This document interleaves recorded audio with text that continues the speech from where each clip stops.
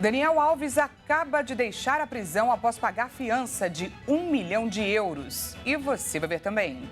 Por unanimidade, primeira turma do STF mantém prisão de suspeitos de mandar matar Marielle Franco e seu motorista Anderson Gomes.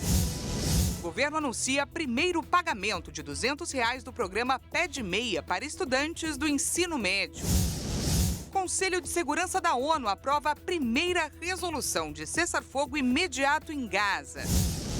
E falamos também sobre a guerra no Oriente Médio.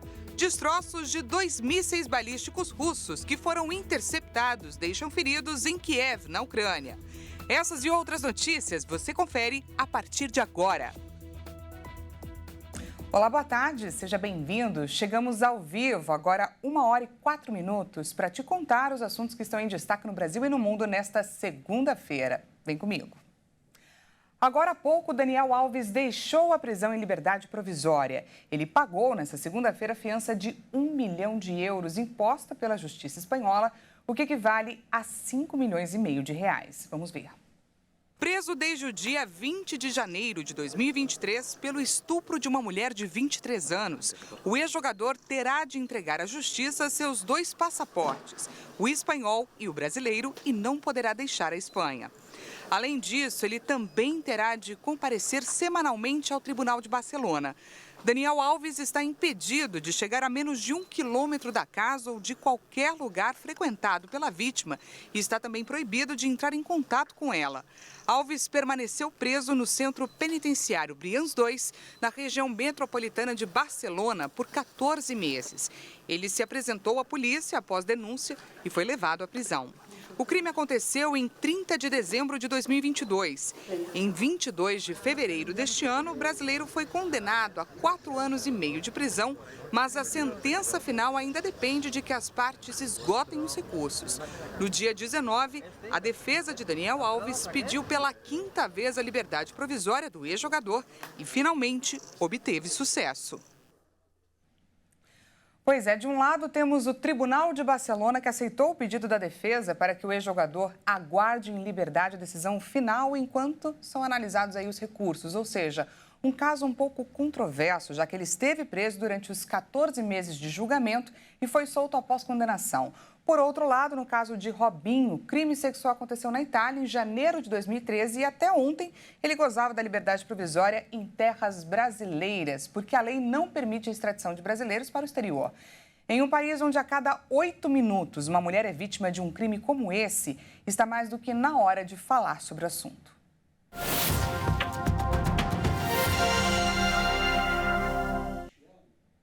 Recebo agora a Séries Rabelo, que é advogada especialista em direito penal. Seja muito bem-vinda, doutora. Muito obrigada. Muito obrigada pela oportunidade de disposição para sanar dúvidas. Séries, ótima tarde para você. Agradeço demais a sua disponibilidade. Eu gostaria que nos explicasse melhor o revés deste caso do Daniel Alves a princípio. Afinal, após a sua condenação, após a sua condenação a 4 anos e meio de prisão, havia sido solicitada pela Procuradoria, inclusive, o aumento da pena em regime fechado para 9 anos, de 4,5 para 9 anos. O que explica essa reviravolta? A gente confere agora imagens dele saindo da prisão. Bom, acabou de pagar a fiança, acabou de sair. E, na verdade, houve a legislação espanhola, assim, elas trabalham com a presunção de inocência. Então, veja só, o que aconteceu no caso de Daniel Alves. A liberdade provisória foi pagar a fiança, combinada com outras alternativas à prisão. Tanto a fiança possível no Brasil, quanto a situação de Robinho é um pouco diferente. Mas o que acontece é que na Espanha, o tribunal entendeu que, diferentemente do Brasil, na Espanha, a prisão preventiva ela tem um prazo máximo, que é a metade da pena aplicada. E se demorasse mais um pouquinho, ele seria colocado obrigatoriamente em liberdade. Então, como a prisão lá preventiva tem um prazo máximo, ele já estava preso há 14 meses, a Justiça houve por bem entender que ele não ia prejudicar as investigações. A principal finalidade da fiança na Espanha, na legislação espanhola, é garantir que o acusado compareça a todos os atos processuais. Inclusive, eis uma grande diferença para o direito brasileiro, o direito espanhol. Na Espanha, se o réu pagar a fiança e comparecer a todos os atos processuais para os quais foi intimado, ele tem direito a receber de volta a fiança que foi paga.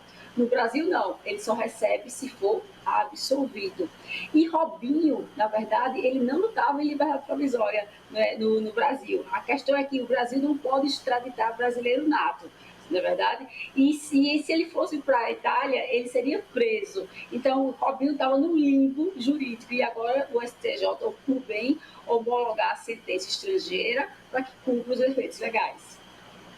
A presidente do Palmeiras, Leila Pereira, que está chefiando aí a delegação brasileira na Europa, ela se manifestou sobre esses dois casos.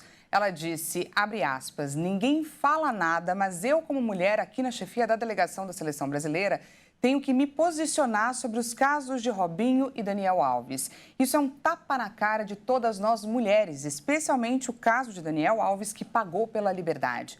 Acho importante eu me posicionar. Cada caso de impunidade é a semente do crime seguinte. Queria que você falasse sobre essa fala de Leila Pereira. Leila Pereira sempre perto, eu sou admiradora do trabalho dela. E, de fato, estranheza, tanto no Brasil como no exterior, crimes sexuais envolvendo dois jogadores da seleção. E até então, a liberdade fazia um e outro estava preso ao final do processo com da liberdade. Mas, claro, que a legislação prevê isso. A legislação espanhola prevê a possibilidade. A fiança tanto foi paga no começo do processo, como foi paga agora ao final do processo. Guarda o julgamento dos recursos. Então, assim, causa estranheza, causa corrupção, mas existe previsão legal. De fato, eu entendo, com certeza, mas como professora de conservação, eu tenho que dizer assim, foi feito com a legislação espanhola, prever essa possibilidade. Tá certo. Conversamos com a advogada especialista em Direito Penal, Séries Rabelo. Muito obrigada, doutora, pela sua participação aqui no nosso jornal. Gratidão pela oportunidade. Até mais. Mudando de assunto, por unanimidade, a primeira turma do Supremo Tribunal Federal decidiu hoje manter a prisão dos 3 supostos mandantes do assassinato da vereadora Marielle Franco em 2018. E o partido União Brasil expulsou o deputado federal Chiquinho Brazão, suspeito de ser um dos mandantes desse crime. A primeira turma do Supremo Tribunal Federal já confirmou a decisão do ministro Alexandre de Moraes, que levou à prisão de 3 suspeitos de arquitetar e ordenar o assassinato da vereadora do Rio de Janeiro, Marielle Franco, e também do motorista Anderson Gomes. Domingos Brazão, Chiquinho Brazão e Rivaldo Barbosa foram presos no Rio de Janeiro neste domingo e tiveram as prisões mantidas após a audiência de custódia. No mesmo dia, eles foram transferidos para Brasília e encaminhados para a Penitenciária Federal no Distrito Federal. Além das prisões, a decisão de Moraes determinou também o afastamento das funções públicas o delegado Giniton Lages e o comissionário Marco Antônio de Barros Pinto. Ambos atuavam na Delegacia de Homicídios do Rio na época do crime. Giniton foi o delegado que iniciou a apuração do caso, indicado pelo então chefe da Polícia Civil do Rio, Rivaldo Barbosa, que foi preso. Ele é suspeito de não só ter acobertado o crime, como também de ter autorizado o assassinato. O União Brasil expulsou o deputado federal pelo Rio de Janeiro, Chiquinho Brazão, suspeito de ser o mandante do assassinato de Marielle. Segundo o União Brasil, o Estatuto da Legenda prevê a aplicação da sanção de expulsão com cancelamento de filiação partidária de forma cautelar em casos de gravidade e urgência. O partido informou que, embora afiliado à União Brasil, o deputado federal Chiquinho Brazão já não mantinha relacionamento com o partido e havia pedido ao Tribunal Superior Federal autorização para se desfiliar. Bom, a Câmara dos Deputados vai decidir em plenário se mantém ou revoga a prisão do deputado Chiquinho Brazão. A votação ainda não tem data marcada, mas pode ser feita ainda nesta semana. O presidente Lula afirmou que o programa Pé de Meia vai ajudar o jovem a realizar o seu sonho profissional. O projeto financeiro educacional prevê destinar até R$ 9.200 por ano com o objetivo, como incentivo aí para estudantes concluírem a educação básica. O programa Pé de Meia prevê o pagamento de incentivo mensal de R$ 200, além dos depósitos de R$ 1.000 para ser sacado ao final de cada ano concluído. Além disso, o estudante vai contar com um adicional de R$ 200 pela participação no Exame Nacional do Ensino Médio. No total, os valores podem chegar a R$ 9.200 por aluno.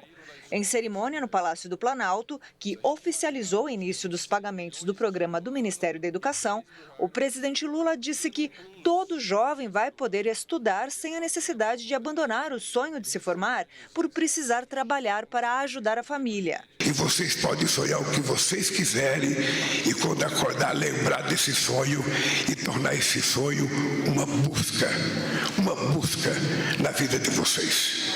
É como se vocês estivessem determinando o próprio destino de vocês. Eu quero ser, eu vou ser, porque eu não desisto nunca.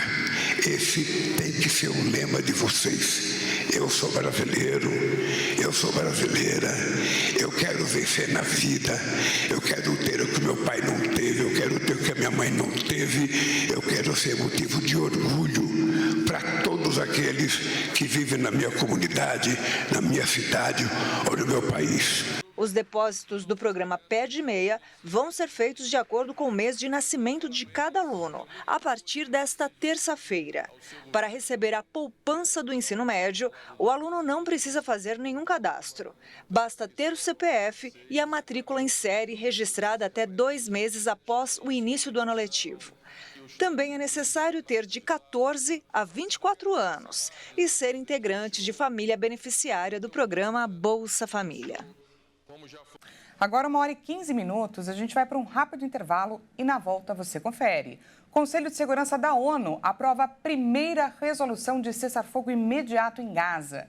E ainda, destroços de 2 mísseis balísticos russos que foram interceptados deixam feridos em Kiev, na Ucrânia. A gente volta já já. Não perca!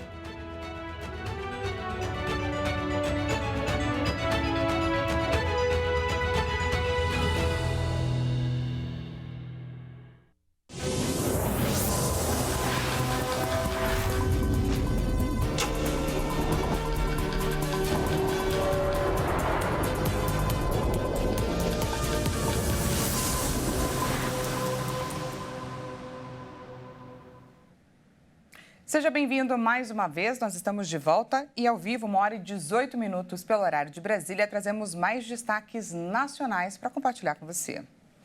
As fortes chuvas deixaram ao menos 27 mortos na região sudeste do país. Foram registradas 19 mortes no Espírito Santo e 8 no Rio de Janeiro. Os temporais causaram enchentes e deslizamentos, principalmente nesses 2 estados. A Defesa Civil do Espírito Santo contabilizou um aumento no número de mortes decorrentes das fortes chuvas que atingiram o sul do estado no final de semana. Foram registradas 17 mortes em Mimoso do Sul e 2 em Apiacá. Pelo menos 6 pessoas estavam desaparecidas. A tragédia da chuva também deixou 8 pessoas mortas no Rio de Janeiro. Ao todo, 7.287 pessoas estão desalojadas e foram para a residência de familiares ou amigos. E 411 estão desabrigadas, já que perderam o imóvel e foram encaminhados a abrigos públicos. A Defesa Civil ainda informou que em Mimoso do Sul a água já está baixando e, com isso, as equipes estão conseguindo acessar mais áreas. Na cidade, uma das mais atingidas pela chuva, vários carros foram arrastados pela enxurrada e até um caminhão dos bombeiros foi levado pela água. Os bombeiros trabalhavam no resgate de algumas pessoas que ficaram ilhadas. Em alguns locais, os moradores ainda estavam com dificuldade de acesso por terra. E nesta segunda-feira, os trabalhos estão voltados para a ajuda humanitária e em fazer com que a água e comida chegue até as pessoas. Já no Rio de Janeiro, o cenário mais crítico é em Petrópolis, na região serrana do estado, onde choveu mais de 340 milímetros desde sexta-feira. É um volume muito grande em pouco tempo.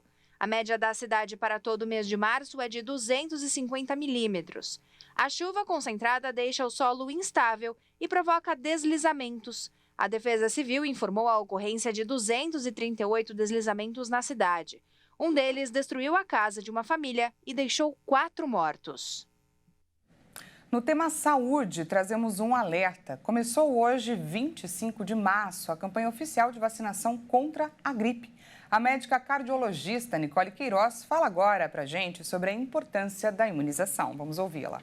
A partir do dia 25 vai começar a campanha contra o vírus da influenza. É muito importante que as pessoas se vacinem, principalmente o grupo de risco, que são pessoas que têm já doença cardiovascular, diabetes, já infartou, por exemplo. Crianças com mais de 6 meses e até 6 anos, idosos com mais de 60 anos, professores, caminhoneiros, quem tem muito contato e pode levar à transmissão. É importante que uma simples gripe, para quem tem algum problema de saúde, pode se transformar numa pneumonia e uma sepse de foco pulmonar, levando à morte. É importante que tenha adesão de 100% da população. Vai ser chamado primeiro os grupos de risco e posteriormente chamará todo mundo. Cuide-se, a sua saúde é seu maior bem. Trazemos agora destaque internacional, porque depois de muitas tentativas, o Conselho de Segurança da ONU finalmente aprovou uma resolução de cessar-fogo imediato em Gaza. A proposta aprovada foi feita por um grupo de 10 países rotativos, liderados por Moçambique. Esta é a primeira resolução de cessar-fogo imediato na faixa de Gaza que o Conselho de Segurança conseguiu aprovar no território palestino. O texto determina um cessar-fogo a princípio até o dia 9 de abril, mas pede que a trégua aumente até virar permanente. A resolução também determina a libertação imediata e incondicional de reféns e a necessidade urgente de expandir o fluxo de ajuda humanitária para Gaza. Pela primeira vez desde o início da guerra entre Israel e o Hamas, nenhum país votou contra a medida. Houve 14 votos a favor e uma abstenção dos Estados Unidos. Na semana passada, uma resolução dos Estados Unidos pedindo a pausa dos bombardeios foi vetada pela China e pela Rússia, que estão entre os 5 membros permanentes do Conselho de Segurança e, por isso, têm poder de veto. A adoção das resoluções do Conselho de Segurança da ONU por Israel não é obrigatória, mas, após a votação, o secretário-geral da ONU, Antônio Guterres, pediu que o governo israelense acatasse a decisão do Conselho. 9 pessoas, incluindo uma adolescente, ficaram feridas nesta segunda-feira em Kiev pela queda dos destroços de 2 mísseis balísticos russos, que foram derrubados pelos sistemas de defesa aérea ucranianos. A Ucrânia interceptou mísseis russos lançados contra seu território nesta segunda-feira, mas restos dos mísseis derrubados pelos sistemas de defesa antiaérea do país acabaram caindo na capital Kiev, deixando feridos. Nos últimos dias, a Ucrânia sofreu várias ondas de bombardeios, principalmente dirigidos à infraestrutura elétrica do país, após ataques lançados pelas forças de Kiev contra regiões fronteiriças russas. Este é o terceiro ataque em 5 dias contra a capital ucraniana. O presidente Volodymyr Zelensky afirmou que este ataque demonstrou mais uma vez que a Ucrânia precisa dos seus aliados para lhe fornecerem melhores sistemas de defesa aérea. A Ucrânia está há meses pedindo mais ajuda aos países ocidentais, em um momento em que um pacote de fundos dos Estados Unidos está bloqueado no Congresso e a Rússia intensifica seus ataques. O presidente francês Emmanuel Macron iniciou nesta segunda-feira uma visita de 2 dias à Guiana Francesa, território da França na América do Sul, que exige aí mais autonomia e está imerso em inúmeras dificuldades, principalmente em segurança. A próxima parada do presidente é aqui no Brasil. O presidente da França, Emmanuel Macron, desembarcou nesta segunda-feira em Cayena, capital da Guiana Francesa. A visita de 2 dias é tensa porque o território francês, localizado na América do Sul, está imerso em dificuldades como a insegurança e exige mais autonomia. os problemas do território amazônico de 300 mil habitantes, que faz fronteira com Brasil e Suriname, incluem crimes ligados à extração ilegal de ouro, conexões precárias e dificuldades no setor agrícola. Ao chegar, o presidente destacou as medidas já adotadas como dispositivo de 100% controle para reduzir o tráfico de drogas a partir do aeroporto de Cayena. O gabinete de Macron afirmou que a visita vai permitir que o chefe de Estado entre em contato com a população e ouça os responsáveis eleitos, especialmente sobre os pedidos de reforma do status do território. A primeira visita de Macron em 2017 foi prejudicada quando ele disse que não era Papai Noel, ao responder a uma pergunta sobre a construção de um hospital. 5 anos depois, 60% dos guianenses optaram por Marine Le Pen, adversária de extrema-direita de Macron, no segundo turno das eleições presidenciais francesas de 2022.